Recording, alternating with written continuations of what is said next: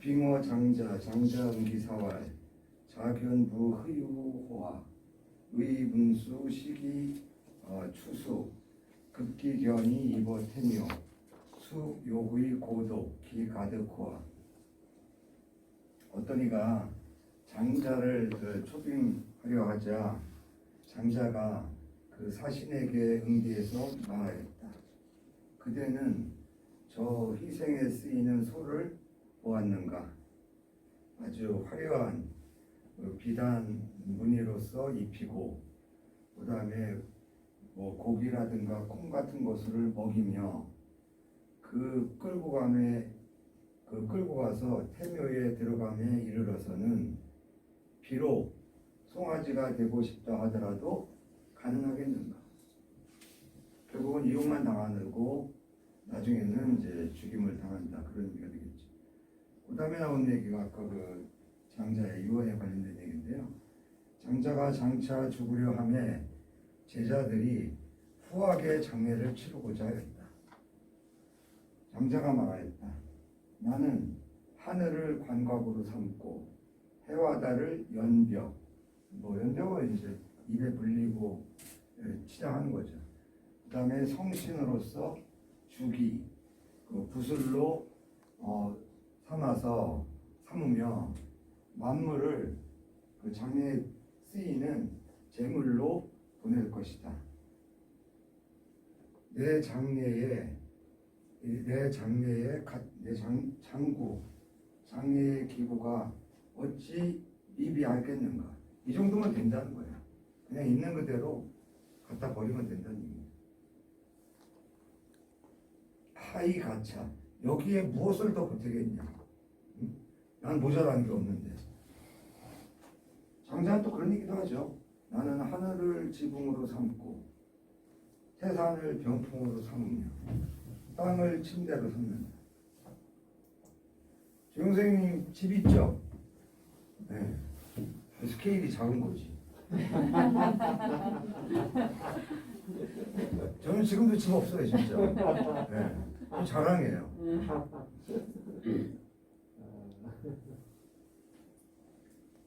이제 매일 들어가 보고는 있는데 마지막 그 우리의 지구 분양. 요새 거기 카페 가입했더니 모의 청약을 해봤어요. 그 우리의 지구 마지막 남은 그 지역, 여기 거여동. 커터라인 2,300 정도 된다고 그래요. 네. 제가 3,000이 넘었거든요. 10여 년을 벌었으니까 무식한 거죠. 지금도 이게 이제 이번에 청약을 하려고 하는 이유는 저를 위해서 하기보다는 어린 양들을 위해서. 네. 그러니까 제자가 말하기를 우리는 두렵습니다. 까마귀나 솔개가 선생님을 먹을까 두렵습니다. 장자가 말하기를 위로는 까마귀나 솔개가 먹고 아래에서는 개미나 이런 땅강아지가 먹는데 저쪽에서 빼앗아서 이쪽에 준다면 어찌 그리 치우친 것인가? 뭔 얘기냐면 새들이 선생님 시신해질까 두려워서 이제 매장하겠다는 거 아니에요? 그럼 매장하면 개미나 땅강아지가 먹는 거 똑같은 거 아니야 이거예요. 그럼 어떻게 그렇게 치우친 생각을 하냐, 그런 얘기죠. 장자는 기본적으로 사람은 자연의 기에서 기가 응결돼서 육신으로 화한 것이고 죽음이란 건 뭐예요? 그 기가 응결돼서 다시 자연으로 돌아가는 것뿐이라고 보거든요. 그러니까 이런 사람한테는 특히 도가계통에서는 장래의식 자체가 의미가 없는 거죠.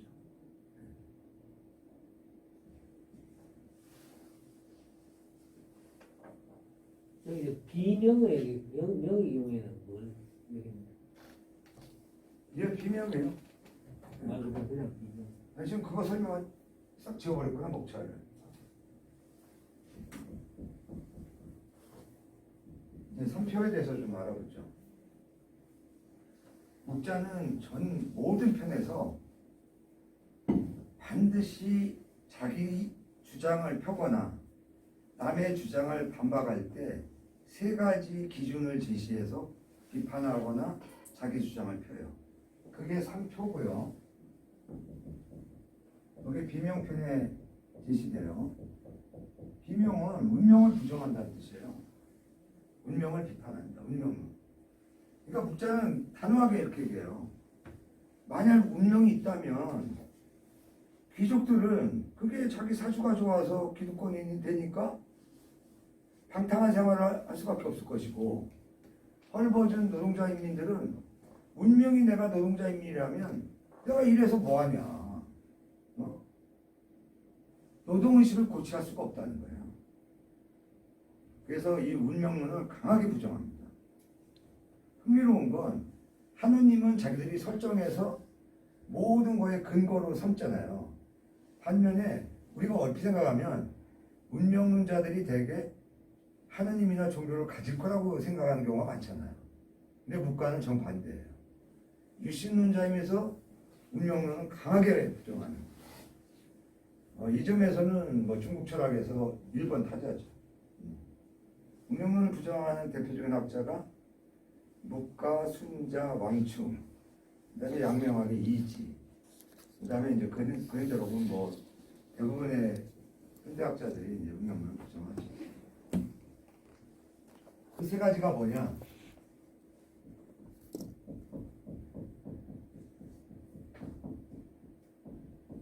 본원용이에요. 어디에 근본을 둘 것이냐?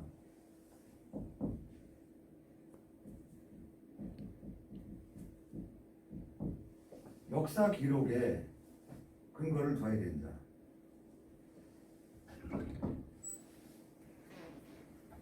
그러면 근원은 뭐냐?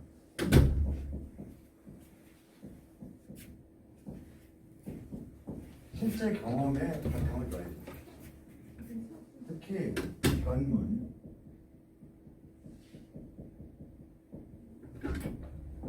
용은 뭐냐?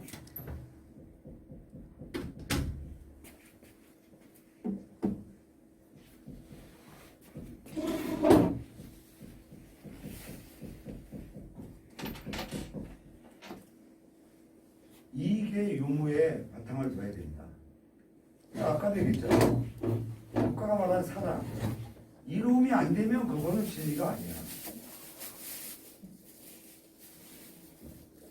그래서 이걸 가지고 국가는 운명론이 없다라는 걸 증명을 해요.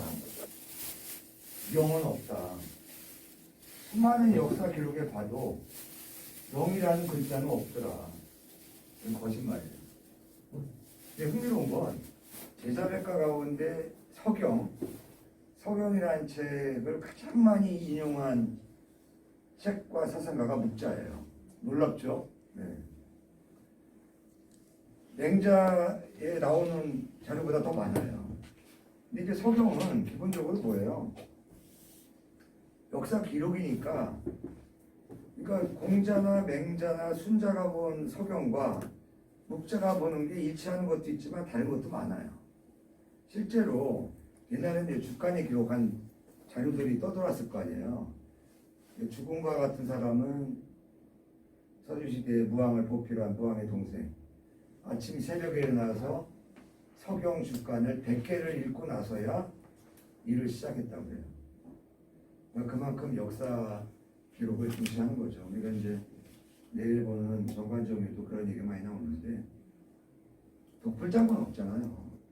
그러니까 결국은 많은 자료, 경험이라든가 견문을 넓히는 게 전제되지 않으면 사람은 편협한 판단을 할 수밖에 없잖아요. 저도 그렇게 뭐 회의를 좋아하는 사람은 아닙니다만은 그제 이제 장학회의 들어갔었는데 다른 보직, 저는 예전에는 뭐예요, 뭐 교학부장 반엔 보직이 없어요. 뭐 지금도 보직이 한 서너 개 직함이 있을 거예요. 무슨 의견. 나는 이제 원래 회의가 11시인데 10시 50분에 교학처에서 전화가 왔어요. 지금 가능하시면 좀 내려오시면 좋겠다고. 근데 아야 뭐 일찍 가면 일찍 끝나고 좋죠. 회의 끝나고 이제 사인하고 하는데 오늘 회의가 5개래요. 20분 학교에서 회의가 하루에 5개 있고 그 다음에 이제 거행하고 이제 올라오는데 근데 이게 저는 이제 도서관장이니까 도서관 운영회의도 있어요. 그게 어떻게 보면 형식적인 것 같아도 회의를 하다 보면 반드시 참고할 만한 의견이 나와요. 그게 참 무섭더라고요. 최근에 한 도서관 운영회의는 이제 저것 때문에 한 건데 요새는 대학평가가 도서관 항목도 있어요. 그래서 도서관의 어떤 행사, 장소가 몇 권, 학생 1인당 공간이 어느 정도 되냐, 그 다음에 올해의 계획이 뭐냐, 뭐 이런 것들. 우리 학교도 지금 뭐 감점을 감수하는 게 뭐냐면 사서가 2명 이상 돼야 돼요. 아무리 작아도. 우리 앞에 1명밖에 없어서. 근데 뭐 한 명이 인건비 생각하면 우리 학교에서는 좀 어려우니까 차라리 거기에 해당하는 감점은 받자. 그러고 시작한 겁니다. 이제 어쨌든 뭐 여러 가지 인력의 부족도 있고 그렇긴 한데 어쨌든 나쁘냐고 똑같은 거예요. 내 사전에는 불가능이 없다. 내가 본 자료에는 운명이 있다는 얘기는 없었다. 예, 약간 없지요. 예. 왜냐면 서경이라는 책 자체가 뭐예요? 기본적으로 군신 간의 문답이고 군주가 천명을 받아서 국가의 명을 유지하는 이게 기본적인 내용인데 그럼 뭐 명이 인명이든 천명이든 없다고 하는 건 국가의 거짓말이죠. 두 번째, 이거 더 황당한 얘기예요. 운명을 보거나 들었어? 안수현한테 물어보면 들었다고 하겠네. 운명을 보거나 들은 사람이 있으면 나와보라는 거예요. 운명이 추상명사인데 그게 손으로 만지고 눈으로 볼 수 있는 겁니까? 그래서 운명은 없다는 거예요. 세 번째, 운명이 있는 게 좋냐 없는 게 좋냐.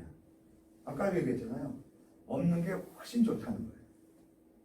특히 노동자 입장에서 운명이 있다고 그러면 자포자기할 거 아니냐 이거예요. 그래서 여기서 보면 묵가의 핵심은 뭐예요? 말은 논리적인 증명이지만 실제로는 뭐예요? 자기 집단의, 다시 말하면 자기 집단의 이익에 의거해서 증명을 한 거죠. 똑같아요. 하나님이나 귀신이 존재한다라고 증명하는 것도 이거 똑같아요. 역사 즉 봐라. 하나님이나 귀신 얘기 안 나오는 책이 있나? 말 되잖아요. 그 다음에 2500년 전에 귀신 못 봤다고요? 못 봤다는 사람이 있으면 데려오라는 거예요.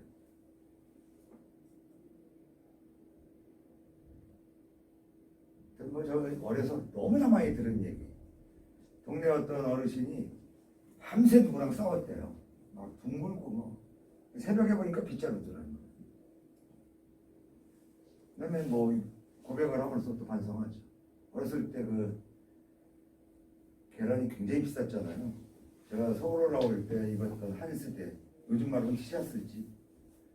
부여장에 가가지고 계란 2줄 갖고 가서 위에 티셔츠와 반바지 그러고도 남았어. 그래가지고 생강엿인가? 그것도 사 먹고. 근데 이제 워낙 먹을 게 드물었잖아요. 내가 딱 가서 이제 암탉이 알람 거 있으면 몰래 갔다가 이제 아이스케이크도 사 먹고. 이거 화폐야 화폐. 근데 어떤 때는 이제 구멍을 뚫어서 먹고 잘 뚫어야 돼요. 쪽 빨아먹고서 그다음에 미꾸라지 집어넣는 거예요. 그리고 제가 화장실에 갔다. 난리가 나지 뭐.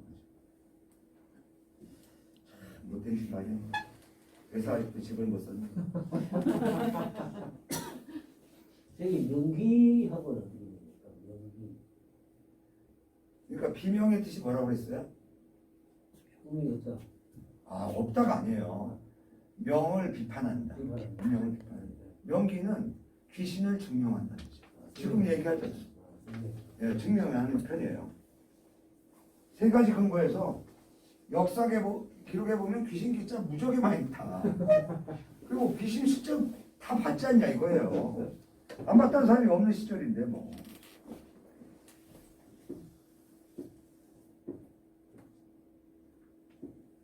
우리 세대는 제가 있는 그 청양 여학생들을 다 달걀 귀신을 본 거죠. 예.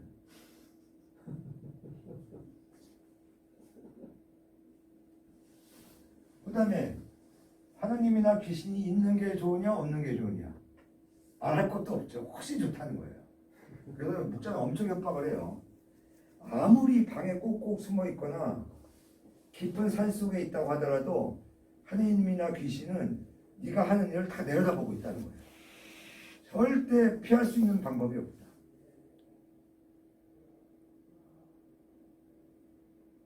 이런 정도로 보면 종교적인 측면도 있죠. 예. 이게 삼표 혹은 삼법에 의해서 문명론을 비판하면서 하나님이나 귀신의 존재를 증명하는 동양에서의 처음의 증명 방식이에요. 그러나 여기서도 보면 묵가의 논증의 핵심은 뭐예요? 쓰임의 유무의 두 가지. 이건 앞에 두 가지는 몇 가지고 따라서 묵가학설의 특징을 공리주의 혹은 실용주의라는 말을 그래서 쓰는 거예요. 이건 틀린 지적은 아니에요. 그렇기 때문에 아까도 지적했잖아요. 실용주의 한계는 뭐예요? 그 당시나 그 시공간 조직에서는 이용할지 모르지만 이게 확대돼서 국가 단위가 되거나 좁혀서 가족 단위가 될 때는 묵가의 이념은 현실과 괴리될 수밖에 없죠. 우리가 뭐 타산지석이란 말도 있습니다만 쓸모라는 영원한 쓸모라는 건 이 세상에 없잖아요. 최근에 처음으로 밀가루 소비가 쌀 소비를 추월했다는 통계가 나왔더라고요. 저희 어렸을 때는 제가 소년중앙 보다 보면 그때 뭐 통일벼, 인공쌀, 요새 또 뻥치기 인공쌀로 하는 거 있죠. 인공쌀이 뭔지 모르나? 인공쌀이 있어. 그게 진짜 뭐 큰 혁명. 그때 또 유명한 뉴스가 나이론. 잘 찢어지지 않고. 근데 지금 나이론 양말 신는 사람 있어요?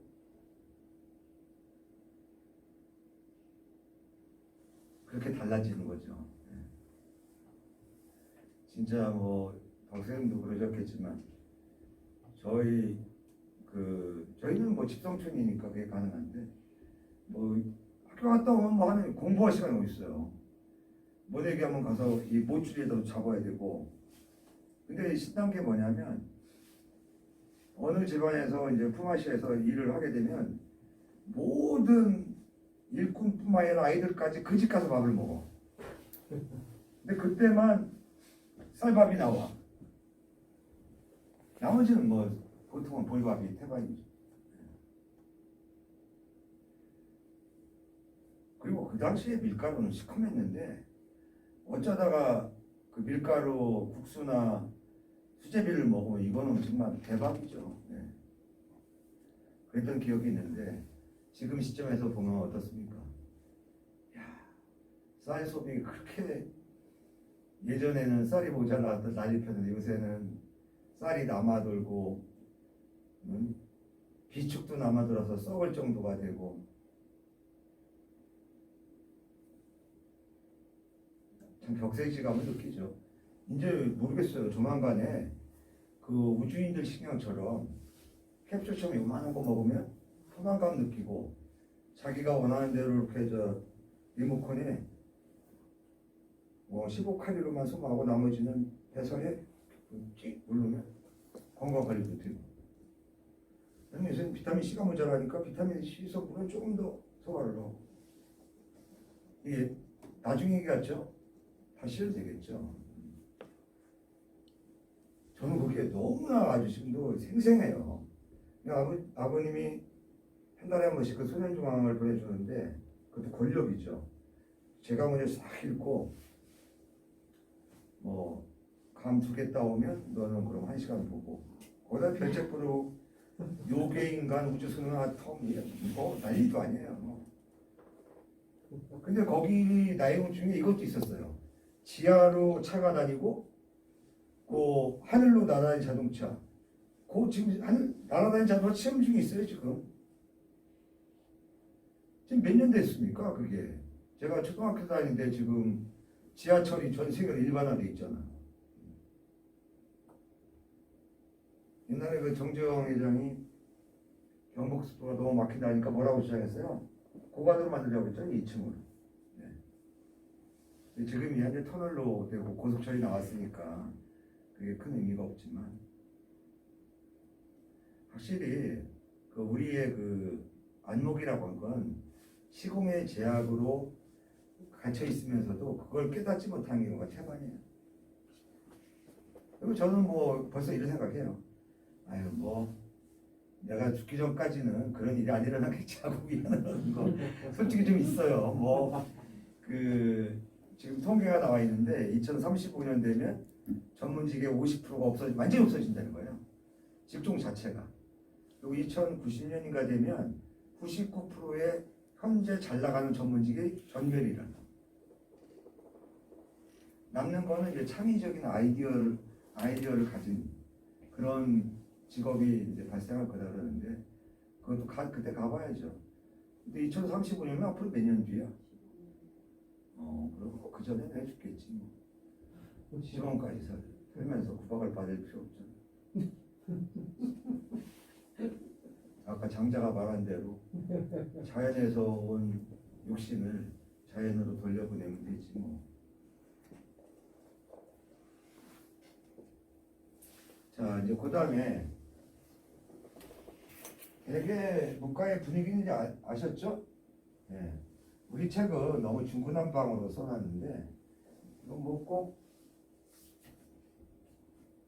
안 읽어도 되는 내용들이에요. 그래서 오늘은 제가 그 문과 철학의 의미 지금 뭐 한계를 지적했으니까 우리가 우리나라 상황을 좀 얘기를 해줄게요. 문과 얘기가 나왔으니까 이제 제자백과 한국에서의 제자백과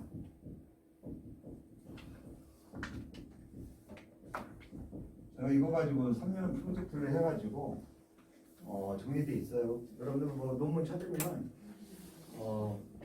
그거 읽어보시면 우리 조선 지식인들의 문과 순자 법가든가 뭐 세 가지 돈 타먹을 때는 뭐 달달 배웠는데 지금은 다 까먹었어요. 삼국시대 우리나라의 고구려 때 영향할 때인가요? 중국에서 노자 도덕경이라든가 여기 나오고 그 다음에 우리나라 그 백제 왕인 박사께서 논어와 한자를 일본에 전달했다. 이건 뭐 일본 서기에도 나오는 얘기죠. 이게 일본이 오랑캐들이 말이죠. 문화의 원조를 아주 우습게 알고 대들어요. 네? 인정할 거 인정해야 되는데 우리가 가장 그 지금 중국 역사책이나 우리가 잔존하는 후세 기록에 의하면 독서 상품과라는 게 있었죠. 고위 관료 등 상중하 상품이 있어서 독서 상품과라고 해요. 근데 뭐 하품은 뭐 그냥 천자문이나 뭐 효경 이런 정도지만 상품의 필수 과목 가운데 하나가 제자백과예요. 저는 내 제자들한테 그런 걸 강조하지만 이게 고전, 특히 고전을 편협하게 읽지 않고 여러 고전을 읽게 되면요 이 가치 판단이 달라져요. 왜 그러냐면 어떤 한 상황을 보더라도 편협하게 고정되게 볼 수가 없어요. 왜? 고전의 수많은 사제간의 토론이라든가 관점을 보니까 그게 될 수가 없는 거거든요. 안타깝죠. 근데 이게 이제 고려 때까지도 이렇게 유지가 되고 우리가 다른 말을 말하면 유교에 국한해서 말하면 유교는 역시 주류님은 분명해요. 그러나 우리가 화랑도에서도 보듯이 뭐예요? 삼국사기나 삼국유사에 보면 화랑도의 기본 정신이 유불 고밀도의 융합이거든요. 이게 풍류잖아요. 예. 아주 명확하게 규정돼 있어요. 유교의 공자, 공구, 그다음에 부처, 그다음에 노자. 이거 우리나라 이 중국과 마찬가지로 삼국시대까지는 제자백가가 아예 당당한 고위 지식인의 교양이고, 불교가 유입된 데는 불교 역시 그 예전에 그 뚜에밍이라는 그 화교 미국 하버드에서 활동하고 도울생도 뚜에밍한테 지도를 좀 받았죠. 근데 우리나라에 아마 과장 아마 100번 이상 왔을 거예요. 왜냐하면 뭐 유교 관련 국제학술회의라 하다 그러면 단골로 우리나라에 이제 방문한 학자인데, 우리 저 선배 있을 때 연합에서 이 양반 책 몇 권 번역한 적이 있는데, 참신한 것도 있고, 역시 토대가 중국 사람이다 보니까 또 다른 이제 고반이 드는 얘기도 하고 그럽니다. 이 테이밍이 나중에 선언을 했어요. 이제 한국에는 올 이유가 없다. 너무나 자기가 와서 할 얘기를 다 했다. 저는 또 잘하는 게, 제가 퇴계학연구원에 12년 동안 상임연구원으로 있었거든요. 학부도 편집하고. 근데 우리나라에서 가장 사설 법인에서 돈을 많이 쓴 그 재단이 퇴계학연구원이에요. 부산에도 있고, 좋은 일을 많이 했죠. 그러니까 진성희 씨 집안이 퇴계 선생 자체는 청빈하게 살았지만 그 후손들은 잘난 사람이 많아요. 그다음에 뭐 거기 그 사위인가요? 그 금진호 씨라든가 뭐 삼보컴퓨터 이용태 씨 같은 경우는 이제 기본적으로 신성희 씨고, 이분들을 그러다 보니까 이제 옛날에 포항공대 학장에서 김호길, 그다음에 조순 씨, 그다음에 LG의 구두고요. 양반들이 뭐 허건날 퇴계연구원에서 모임을 가시고, 그래서 제가 좋은 호텔 가서 음식을 많이 먹었어요. 이사회를 하면 뭐 그다음에 경방의 그 키 작은 경방이라는 거더라. 이거 고위층의 그 문답이 주로 뭐고 관심이 뭐라는 걸 그때 처음 알았죠. 근데 제가 이런 얘기를 장하게 한 게 뭐냐면, 이분들의 공통점은 퇴계 선생 문집을 원본으로 한 번씩은 다 읽은 사람들이에요. 놀랍지 않아요? 삼보컴퓨터 이 양반은 공학박사네, 미국에서.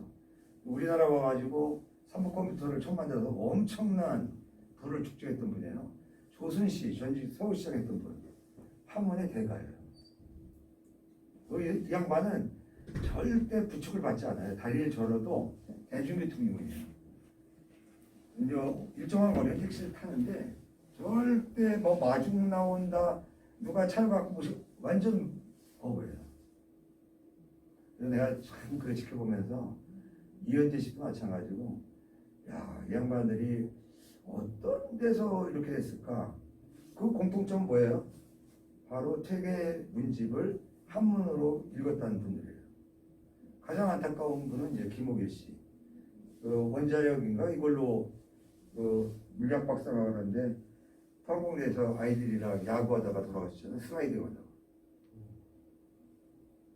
이런 거예요. 그러니까 제가 이분들 다 모르죠. 물론 이분들이 사석에서 또 어떻게 행동하시는지 모르는데, 제가 12년 있으면서 1년에 두세 번 이분들 모임을 제가 주로 이제 뭐 회의록도 남기고 있다 보니까 옆에서 지켜봤을 때 참 그게 대단하다. 근데 그 뿌리가 역시 고전이었구나. 늘 저는 마음에 새기고 있습니다. 일본에 퇴계 학과가 있습니까 지금? 퇴계 학과요? 네. 그런 거 없어요. 영국 쪽에는 있다는 얘기예요. 아니 그건 아니고요. 일본의 그 근대 메이지 시인의 기본 이념이 퇴계학과 관련이 있다라고 그래가지고, 지금도 도산서원 가보면요, 내국인 관광객보다 일본 관광객이 많아요. 네.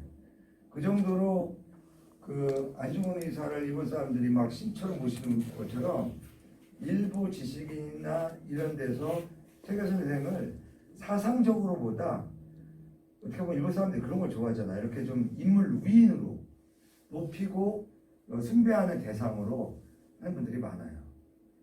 태계학 자체에 대한 연구는 일본에서 거의 없다고 보시면 돼요. 일본은요 지금 학교가 동경대에 철학과가 없어요. 동양 철학과가 없어요. 일본에서 우리 한국 철학이나 동양 철학을 전공하는 과정은 대학원에 동아시아 지역학과가 있어요. 동아시아 지역학 중에 전공으로 문화와 철학 이렇게 해가지고 이제 연구하는 일부 학자가 있어요. 그러니까 우리나라처럼 나는 유교를 전공했어, 난 불교를 전공했어 이런 것들은 일본에서는 안 통해요. 그러니까 포괄적으로. 그럼 왜 이러냐? 일본 학자는 우리나라 와서 그래요. 뭐 워낙 동양철 전공자가 적다 보니까 그렇겠지만 깊이 있는 사람도 많죠. 자기들은 동양 철학에 관해서 고전은 이미 다 번역이 돼 있어요. 60년부터 다 가장 경제 상황이 어려울 때 동양 고전, 서양 고전 죄다 일본어로 번역했잖아요. 그러니까 80년대까지 우리나라에 나온 동양 서양 고전은 일본어판 갖다 그대로 베껴놓은 거예요. 진짜 나쁜 놈들이에요. 토시 하나 안 바꾸고. 그게 태반이에요. 90년대 이후에 조금씩 그 원전 보고 번역하는 번역책이 나오고 있죠 지금. 그러니까 일본은 그런 프라이드가 있어요. 자기들은 고전 번역을 다 했고 기본적 연구는 다 돼 있기 때문에 강론이 필요 없다는 거예요. 심지어 술수도 마찬가지예요. 오행내라는 책도 마찬가지지만 우리 서해에 속하는 책들을 편집해서 전집으로 간행한 나라가 일본이에요. 중국이 아니야. 중국은 뭐 했어요? 20년부터 문화대혁명 60대 중반까지 전통 공자 까부시기 운동했잖아요. 그래서 중국 학자들이 고백을 해요. 우리나라 핑계는 안 되고 일본에 비해서 일본 학계의 연구에 비해서 중국 철학 연구는 자기들이 30년 내지 35년은 뒤져 있다. 그래서 일본 학자들이 연구한 중국 철학 연구 성과가요 대륙으로 거꾸로 번역돼서 중국으로 들어가고 있어요. 일곱 정도 마찬가지. 일국은 뭐 아직은 되게 일국 선생님은 문집이 또 얼마 안 돼요. 이게 오래 안 사셔서 그렇고 일국 선생에 관한 그 학회나 이 그 스케일은 세계에 비할 바가 아니에요. 세계 학이라는 용어가 세계 백과사전에 들어가 있을 정도로 그러니까 중국이나 베트남하고 정식 수교하기 이전에 민간 외교를 가장 돈 들여서 한 데가 퇴계학 연구원이에요. 엄청 시스템이 잘 돼 있어요. 제가 있을 때 매년에는 퇴계학 국제학술생이 상금이요. 그 당시로 3,500만 원이었어요. 지금은 아마 5천이나 1억 되지 않을까 싶어요.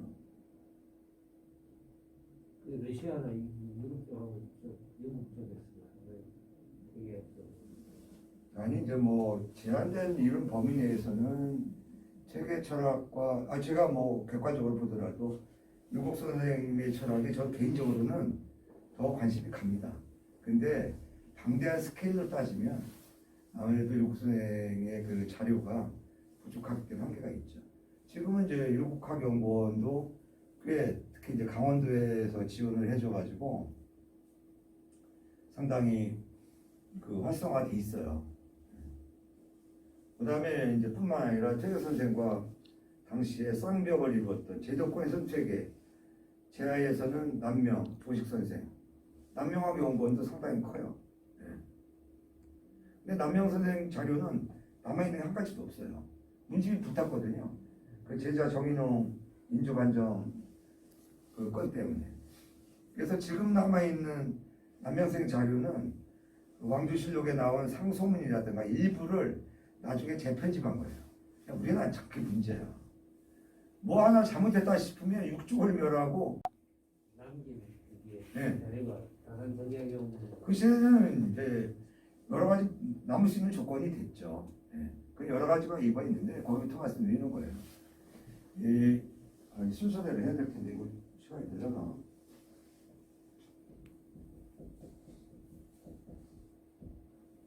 고려 말, 그 다음에 조선 초기, 중기, 후기 이렇게 이제 우리가 나눠볼 수 있는데 이때까지 유교로 말하면 기본적으로 유교는 오경 중심의 유교예요. 그러니까 오경 중심의 유교라는 건 뭐냐면 이론 유교가 아니라 정서라든가 분위기적인 유교라는 거죠. 그런데 여말서부터 되면 뭐가 돼요? 사서 중심의 유교가 돼요.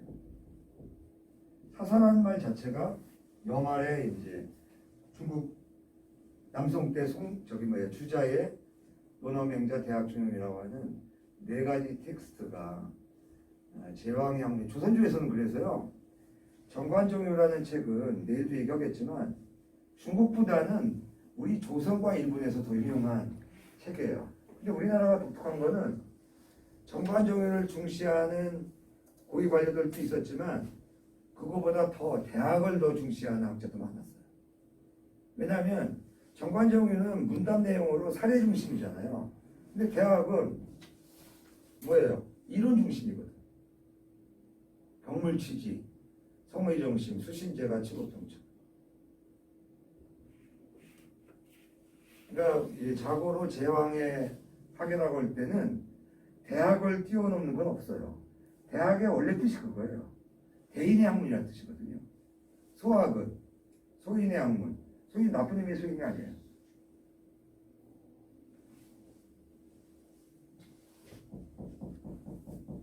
이거는 학교도 돼요. 대인들이 다니는 학교, 귀족 학교도 되고 대인의 학문도 돼요. 그 다음에 철학이라는 얘기도 있어요. 소학은 우리 왜 소학교란 말 있잖아요. 초등학교 같이 어린 나이에 7살인가 8살 때 들어가는 학교를 소학교. 그럼 학문으로만 보면 소학은 뭐냐? 문자학을 소학이라고 그래요. 그 다음에 책도 있죠. 소학이라는 책도 있고 대학이라는 책도 있고. 기본적으로 이게 이제 성리학 시기가 오게 되면 그 이전에 유교를 제외한 유벌도 제자백과를 다 금수의 학문으로 매도해버려요. 이거를 뭐라고 하냐면 벽이단론이라고 해요.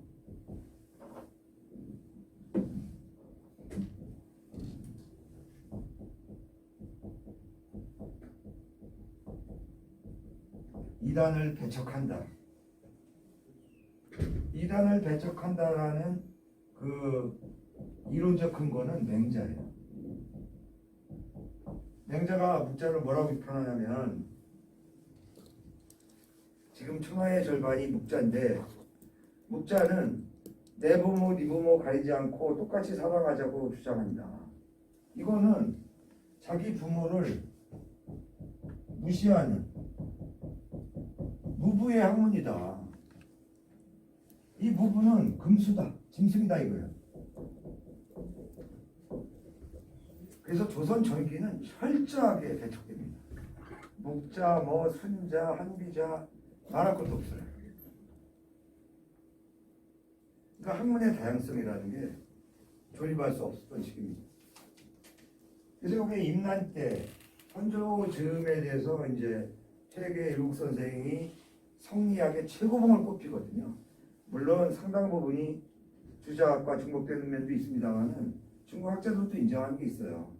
퇴계와 일국 선생이 주자를 뛰어넘은 부분이 분명히 있다. 그러니까 성리학적인 이데올로기가 완성된 시점이죠. 그러다 보니까 한편은 여유가 생기기 시작한 거예요.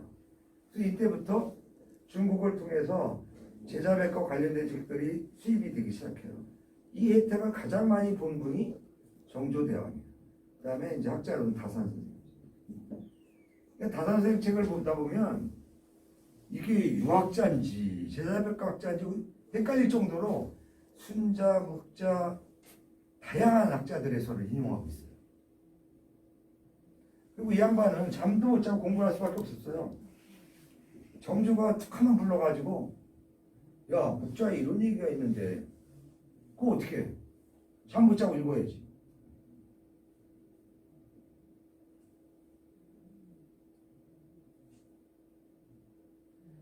만약에 제자백과 책이 조선조에서도 그대로 이 수용이 돼서 했었다면 다른 물론 이거는 가설이기 때문에 뭐 결과론 가지고 얘기하기는 어렵죠.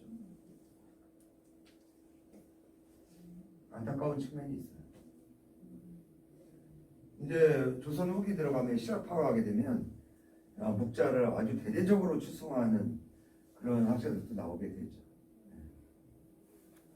지금도 정주대왕은 경연 강의가 뭐예요? 다산이나 최재공 같은 대학자들이 정기적으로 와서 대학이나 유교경전을 강의하고 설명하는 거거든요.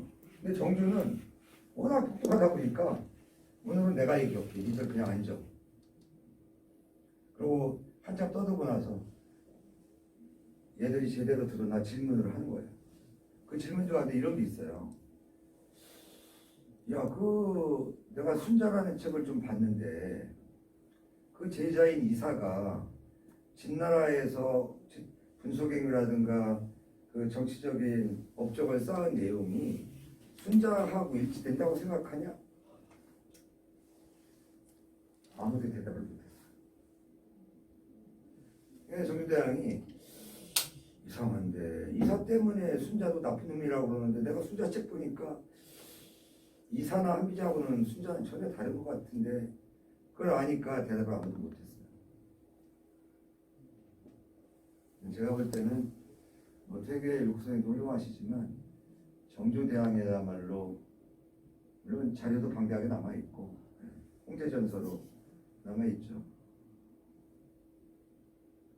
저는 이 양반은 제왕이기 전에 물론 여러 가지 이제 아버지 문제도 있고 그러니까 공부할 수밖에 없고 외로우니까 이제 그럴 수 있을 텐데 그런 생각이 듭니다. 어쨌든 묵자를 비롯한 제자백과를 접하면서 제가 안타깝게 여기는 것은 우리나라의 어떤 그 쏠림 현상, 특히 실제로 고려 때까지는 그 문묘에 순자의 위패가 모셔져 있었어요. 중국도 마찬가지, 동나라들까지. 근데 이게 주원장이 한번 이 맹자나 그 순자의 책을 읽다가 집어 던졌다는 거 아니에요. 이 순자 얘기 중에서 유명한 얘기는 이거예요. 군신 관계에서 도를 따르는 것이 아니, 그렇지. 도를 따르는 것이지 군주를 따르는 것이 아니다. 그 다음에 의를 따르는 것이지 부모를 따르는 것이 아니다. 명나라 태조 주원장이 열받게 한 대목이 그거예요. 맹자는 말할 것도 없죠.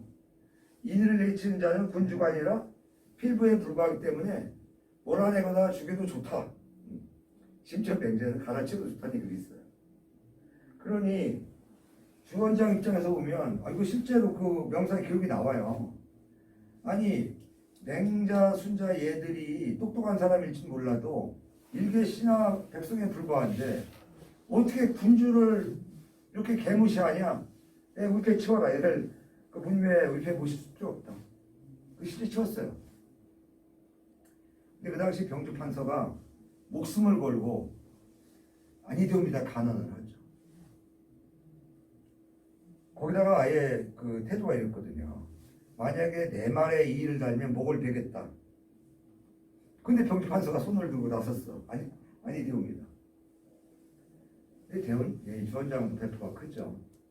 그 대하일부터 제가 책에도 여러 군데 썼습니다만 너 진짜 죽고 싶냐?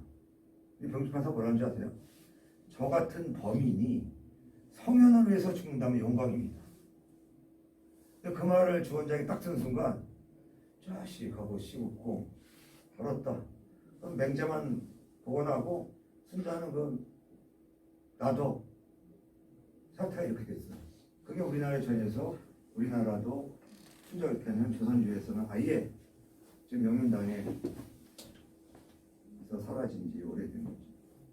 정도전이 이 경우가 상당히 그러면 조선시대 모든 것이 도원생이 많이 이제 띄운 거고 객관적으로 보면 조선의 이성계를 도와서 조선 초기에 안정된 정치 기반을 닦은 것은 정도전 선생이 아니었으면 불가능했어요. 근데 우리나라는 묘하게 정도전은 여기 대항돼 있지 않아요. 그 제자인 권근도 마찬가지고. 그러니까 쉽게 말하면 적이단 도교와 그 불교 제자백과를 비판하는데 가장 앞장서는 사람이 누구냐? 정도전 선생이에요. 권건 선생하고. 그런데 이분들은 조선조 내내 문명의 배양도 안 됐고 평가를 제대로 받지 못했어요. 반면에 뭐 우리가 다 아는 뭐 사육신, 생육신이라든가 조광조, 퇴계일고 이 양반들은 정여창 이런 분들은 다 배양돼 있죠. 그러니까 우리나라는 뭐냐면 이런 거예요. 실제적인 업적을 남긴 선현보다는 의리파, 절의파, 계통을 우선하는 그게 강한 거죠. 아이러니해요. 이런 퇴계나 이쪽 그 뒷면의 역사에서 화담 석영덕의 어떤 입장은 좀 특이하죠. 우리나라 학성사에서 화담 선생은 또 다른 세계와 일국과 좀 다른 기철학자로서 또 한 획을 그으신 분이죠. 우리 뭐 남한에서는 화담 선생 언급을 잘 안 하는데 북한에서 유일하게 언급하는 조선철학자가 화담 석영덕 선생. 최학이 선생하고 같이 있거든요. 네, 최한기 선생님은 이제 근대분이니까 그렇다고 하더라도.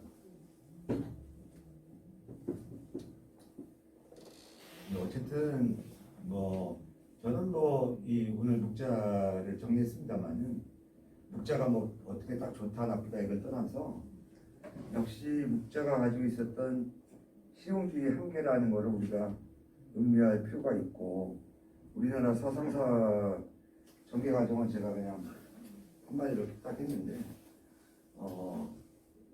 어떤 것이든 편식을 하면 문제가 발생하는 거죠. 너무 안타까워. 근데 아직도 우리나라의 학계에는 이런 경향이 있어요. 아까 얘기했잖아요. 네, 교육계도 대부분이 아직도 미국 영미계통의 실용주의 교육학자들이 기득권을 유지하고 있고 동양 철학계도 마찬가지입니다.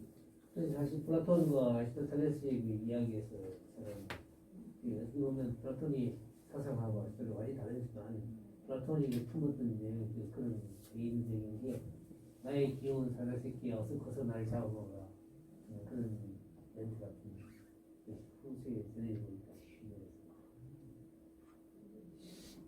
어쨌든 뭐 우리가 그 학파로 오면 우리나라는 플라톤이 위주죠.